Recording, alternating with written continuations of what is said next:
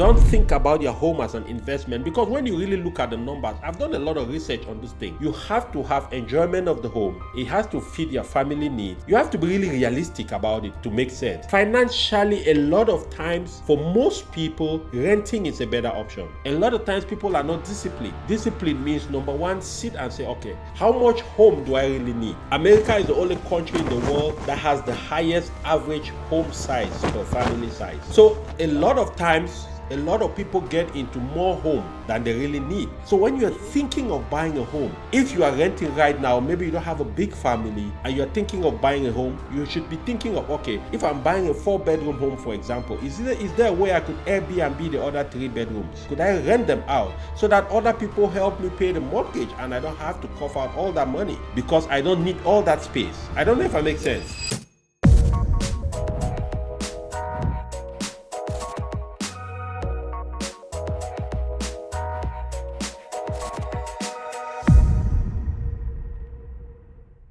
Welcome back to another edition of the Gustav Dr. Edimo Friday chat. We are doing it on Thursday because Friday is going to be tough for us on our schedules. Every generation has windows of opportunities. Okay. A lot of times, because of our human mind, we tend to focus more on the challenges than the opportunities, not understanding that there might even be more challenges than opportunities, but the value of the opportunities are 10 times more than the challenges. It's just to take advantage of that, right? It's not only about making it. When we make it, how do we multiply it? Then when we multiply it, how do we protect it? And then when we protect it, how do we perpetuate it so that even when we are no longer alive physically, nobody of our bloodline will ever struggle with money? That is the stuff we're talking about. That is why I believe you and me spend our time coming online to talk to people about this thing. So today, Dr. Edimo, I really thought about it and I said, we're living in a time today when the economy is getting buoyant and buoyant. A few noisy things that makes people get distracted, but the underlying is still a little solid. Opportunities are there. We know the tariff challenges are coming. It's expiring on the 1st of August. All that stuff put together. But there are also some good things in that. One of the things I wanted us to talk about today is home ownership. You see, when I came to America 25 years ago, and I'm sure for you too, the biggest thing we were sold about in America is home ownership is the American dream. We remember we used to watch videos like Dallas, read stories about the white picket fence, right? Those who live on the other side of the tracks. No question about it, home ownership is a source of wealth. But is it really? Guys, if you're finding some value in this video, why don't you go ahead and click that like button? Give me a thumbs up. Let me know that the effort I'm putting into all of this is valuable on your end and you are seeing some value in it. And why don't you go ahead too and share this with your loved ones, with everybody you know. You certainly want to make sure you bring them up to speed so that way you are not too far ahead of them in terms of your knowledge, experience, and what you can do to transform your life. And by all means, if you think and you believe very strongly that this video is providing you the value that can unlock your purpose, that can help you invest on the stock market, build wealth, and build a lasting legacy, then this is an opportunity to click the subscribe button. Join the community so that together we can continue to encourage each other, motivate each other, and push each other to the finish line. We are this close, and I believe it's possible for you. Let's go back to the video. You see, we live in a time when there is a lot of social shaming, right? And because of social shaming, social media pressure, and all this peer pressure, people get into situations that don't make sense. I learned my lesson very early. I was blessed because I learned this lesson in 2008 in Minnesota when I bought my first home. Okay. Unfortunately for me, the timing was just wrong, right? In the sense that I ended up getting a mortgage for that townhouse, which was the initial owner built the house in 1999 at about $98,000. 2 years later, he sold the house 2001 to the person I bought it from at 134,000. And then 3 years later, 2005, That person sold the house to me for 200,000. I remember that day once we closed on that loan, he gave me a check for $500 to go buy some furniture. But here is the deal, Edimo. Here's the interesting part, right? I at that point I had a down payment. It was a townhouse, 3 bedrooms, 2 living rooms, upstairs, downstairs, 3 full bathrooms, about 1,000, maybe 1,600 square feet. Nice place. Okay. I put some money down, about 10% down, and I was ready to take care of the mortgage and everything. But here is the deal, bro. Here is where the lack of education really hit me hard, because I was put into a mortgage scheme called the adjustable rate mortgage. At that time, it was a very popular product because they were using it to sell homes even to people who didn't qualify for homes. Right? And what an adjustable rate mortgage was, it's a mortgage that says we are going to start you on a low interest rate and a low payment. And then in 3 years, we are going to reevaluate, and your interest rate could go up and your payments could go up or it could go down. But 99% of the time, it never goes down. It only goes up. So 3 years later, boom, there's a reevaluation of the damn thing, and I'm sitting with about a $700 increase in my mortgage payment. So now, when we're thinking about home ownership, it is important for people to be educated about it. Number one, just like you said, if you're buying a home, your primary home where you're going to live, as an investment, take that out of your mind. It's a mistake. Don't think about your home as an investment, because when you really look at the numbers, I've done a lot of research on this thing. When you really look at the numbers, unless you are able, you have to have enjoyment of the home. It has to feed your family needs. You have to be really realistic about it to make sense. Financially, a lot of times, for most people, renting is a better option. In the sense that what? In the sense that when you look at owning a home, it rises by 3% a year. That is true.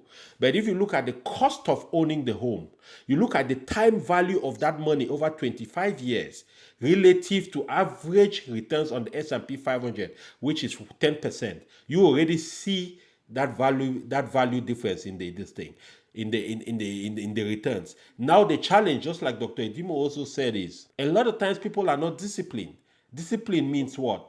Discipline means, number one, sit and say, okay, how much home do I really need? America is the only country in the world that has the highest average home size per family size, right? So a lot of times, a lot of people get into more home than they really need. And what people don't realize is, it's not just the mortgage, like you said. The mortgage is the least part of it. Oh, you are paying rent for $1,500. If you just make it $2,000, you can get into a home. But nobody tells you that there is the HOA fees, there is the trash fees, there is insurance on your mortgage. If you cannot come up with 20% down payment, you have to pay insurance on that mortgage. In that period of time, too, the mortgage company has to recover their interest first. So the first 10 to 15 years of that mortgage, 90% of what you pay goes only to interest. So the principal is not really changing much unless you are paying principal only payments. Then maintenance, then AC could go off in 15 or 12 or 10 years. So when you package all of those things together, there are some costs involved. So when you're thinking of buying a home, if you are renting right now, maybe you don't even, have that need for that size of a home. If you are renting right now, maybe you don't have a big family and you're thinking of buying a home, you should be thinking of, okay, if I'm buying a 4 bedroom home, for example, is there a way I could Airbnb the other 3 bedrooms? Could I rent them out so that other people help me pay the mortgage and I don't have to cough out all that money because I don't need all that space? I don't know if I make sense. You see, I was watching a program. It's a guy you and me know, Seti Ramit. And he talked about your rich life, right? And one of the hacks he talked about it is, especially because when I think about myself, when I came to America in the year 2000, I lived with my friend and brother, Elvis Tabukum, in Minnesota.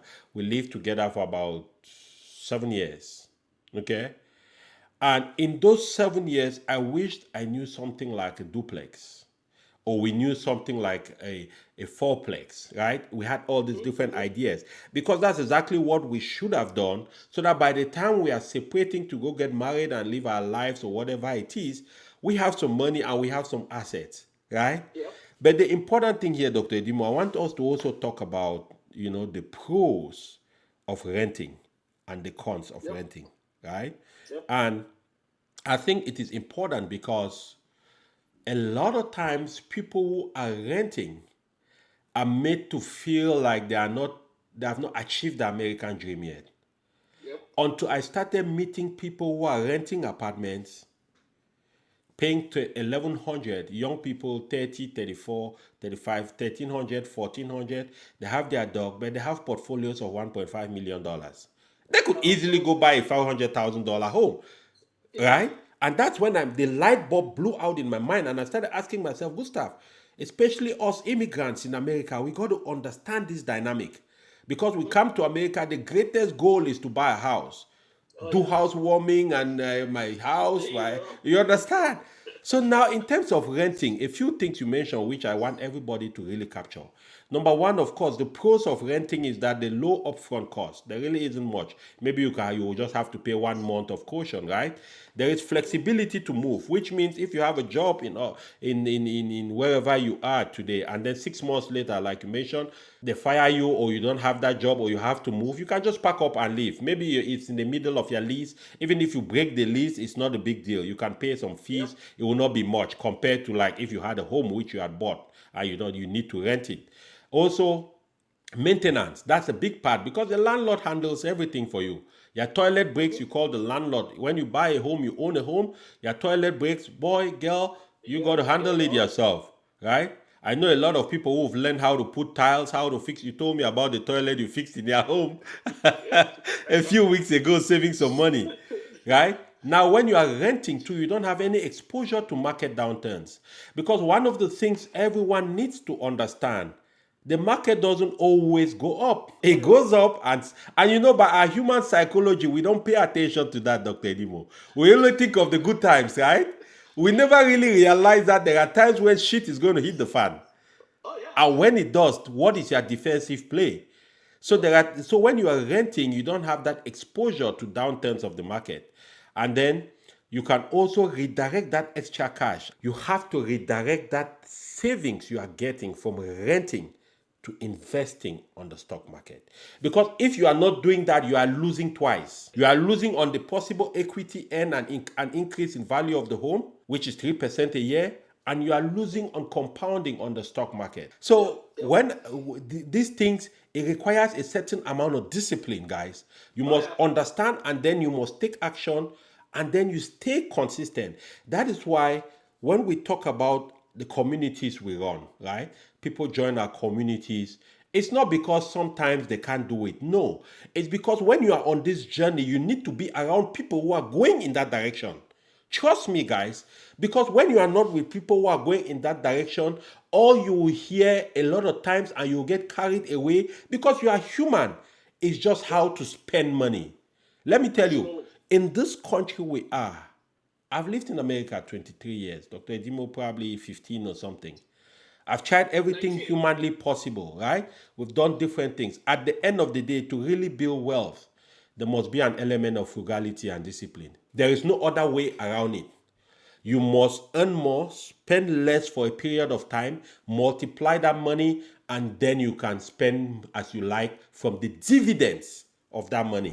Listen here, are you an ambitious first or second generation immigrant feeling stuck, like you are doing everything by the rules, playing by the books, but you still feel behind on your purpose, your dreams, and your pocketbooks? My name is Gustav B. Achu. I'm a speaker, I'm an author, investor, and a legacy architect. I have created a private WhatsApp community just for people like you, driven individuals, ambitious, who want to discover their purpose, build serious wealth, and leave a lasting legacy. Inside that community, you will learn how to break free from frustration and underachievement. You will unlock your unique purpose, the design and clarity on the destiny that you have. You will grow wealth through smart investing strategies and leveraging the stock market, which is the number one wealth building machine today. And you will build a legacy that matters for generations, because it's not talk. You will get access to a powerful resource, real life strategies, and connect with others on that same journey. If you want to gain clarity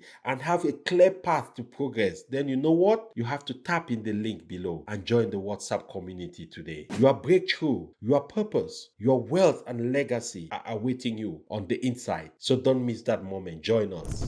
Absolutely. I think you make some very solid points there, Dr. Dimo. And just for clarity purposes, guys, it's not what we're really just pushing at with these conversations is to really help educate people, number one, and help you make informed decisions.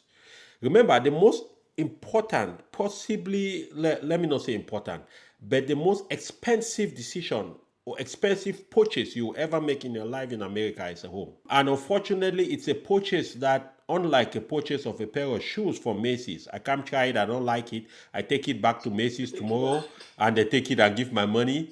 A home, you cannot return it like that. Number one, and it's not very liquid. So it's not like even when you have a home, you have equity in it, you can just have a problem of 20,000 tomorrow and you go get 20,000 from the bank. No, even the process of getting a line of credit on your home, it takes weeks. They got to have to evaluate the home. They got to do different things before that. It's like a new mortgage, right? So one of the cons which we didn't mention is the fact that home ownership doesn't give you that level of flexibility and liquidity. But it's a good thing too. It's just a matter of being able to understand at what point in your life you are and how best to go about owning a home, especially a private and your primary home. Now, rental properties, cash flowing assets, that is a conversation for another day. We are going to talk about that on another show. That too is another powerful way. But the thing people need to understand too is that owning rental properties too requires a certain amount of upfront cost. It varies for different people due to their credit, accessibility of cash, and things like that. So one of the reasons why we really talk a lot about investing on the stock market as a beginning way of building assets is because the barrier to entry is very low. The barrier to entry is very low. You see, today you hear a lot about investing in real estate. There are multiple different ways you can get involved with real estate investment. You can either be a primary investor, which means you are buying homes and renting them out, single family homes, or fourplexes or duplexes, and you're renting them out. That requires a certain amount of capital, a certain amount of credit to get loans and things like that. The second way, you can buy into real estate investment trust, which means these are companies that bring real estate assets together and sell you a piece like an ETF will do. You can do that. The third way, you can join, I forget how they call them, syndications, like syndications. Where people come to get exactly where people come together. There's a company that promotes and coordinates the project. So they see an apartment building, they go raise capital and come buy it, and you can buy into that fund. Then you certainly have the one you just mentioned, Edimo. You know, where it's hard money lending, where you can be able to play around with some capital around real estate. So there are all these different things. So one of the things we're trying to advocate for a lot is that do your own due diligence. Be hungry. Go out and learn. Watch videos. Try to educate yourself. You see, a lot of us come to America. By the time we're here 5-10 years, we've already settled in a good career, making some good money over 10-15 years. And then we get to our 60s, to our 65s, and we start regretting. The reason why it's so urgent for me, and I'm sure it is the same for Dr. Edimo, is because we can already visualize our 65, 70. And the only way you can take care of your older self is your younger self. That's true. Imagine that when you came to America 19 years, Dr. Edimo, you stayed consistent and disciplined on $200 a month. Where would you have been today? I have the calculator in front of me. Let me just do the math. That's crazy. At 10% return. At 10%, that is crazy over 19 years. So it tells me that over 19 years, if you had been putting just $200, there is none of us who have been working in this country for the last 10-15 years, and you don't have a $200 a month you could be putting somewhere. It's a lie. Hey, everybody, we really appreciate you guys for jumping on the conversation today. We'll see you again next Friday, and we're certainly going to have a guest. We had promised to have a guest this Friday for those who were on last Friday. And Mr. Atomufo, unfortunately, he got double booked. So he will be joining us next Friday. And we are going to be talking next Friday about AI, what the opportunities are in the AI space, how you can leverage that, and how you can bring that to fruition to bear on you to improve your work, to improve your career, to improve your business, and to even build a business around it. That is powerful. I also just want to recognize my friend and brother, Mr. Victor Nyonga, from all the way from OKC. He left a comment there, very insightful and thorough. Overtime work resulting to stress-related deaths, a major concern in our community. It's a fact. Just a fact. I think 3 weeks ago I saw a picture. It was on social media of a lady, an African American lady who actually took some time. She works for a restaurant, and she posted a picture on Instagram that she's going to have 3 days off from that day, and she's going to use the time for herself and rest. And the next day she didn't wake up. And there's no question. I've worked with somebody in Minnesota many years ago. This guy used to work around the clock as a nursing assistant, and one day he sat in a chair feeding a resident and died. Wow. No hype, no trying to scare anybody. These are real stuff. So, guys, our goal, Dr. Edimo and myself, is to help give everyone a chance to find that balance, including ourselves, because we are learning as we get along too. And when we learn, we bring it to you guys. That's the only difference, is that we are really determined and we are learning these things. And when we learn, we bring it to you guys. And when we bring it to you, it's because we want to make sure that we all find a way to have a balance in what we do, right? Hard work is important, but trust me, I don't think the path to real meaningful success in America is only through hard work. Anyways, guys, always a joy having everyone on the line. You guys have a wonderful rest of the week. Have a great weekend. Dr. Edimo, have a safe seminar and bring us some knowledge from there. And we'll talk to you later. Bye for now, everybody.